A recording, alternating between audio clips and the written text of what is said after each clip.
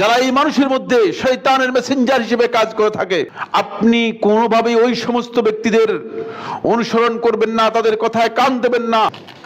এক্ষেত্রে আমাদের মৌলিক করণীয় হচ্ছে, যখন আপনার কাছে কোনো ব্যক্তি এই ধরনের কথা আসবে, তখন আপনি তাকে সত্যবাদী মনে করবেন না, মনে করবেন যে এই ব্যক্তি ফাসিক, তার কথা আপনার কাছে মূল্য দেবেন না। দুই নম্বর যেটি, সেটা হচ্ছে অবশ্যই তাকে আপনি তার এই কথার কারণে আপনি তার ইনকারুল মুনকার করবেন, বলবেন যে ভাই এটা আপনি না করলে পারেন না, এটা আপনি না করলে পারেন না।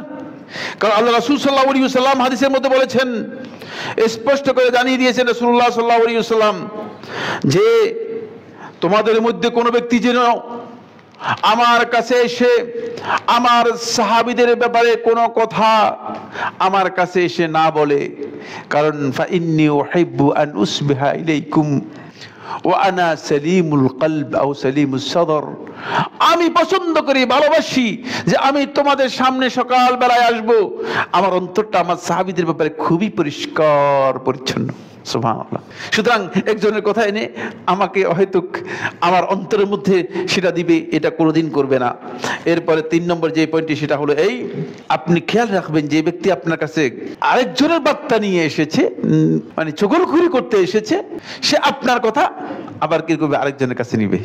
সুতরাং তাকে বিশ্বাস করা এবং তার কাছে কোনো কথা পেশ করা, এটা কোনোদিন করবেন না। কারণ সেই ব্যক্তি, হাসান বসরি রাহমাতুল্লাহ, মান নাম্মা ইলাইকা নাম্মা আলাইকা, যে তোমার কাছে আরেকজনের কথা নিয়ে এসেছে, সে ব্যক্তি তোমার কথা নিয়ে আরেকজনের কাছে লাগিয়ে দিবে, এবং তার কাজই হচ্ছে মূলত এই কাজ করা।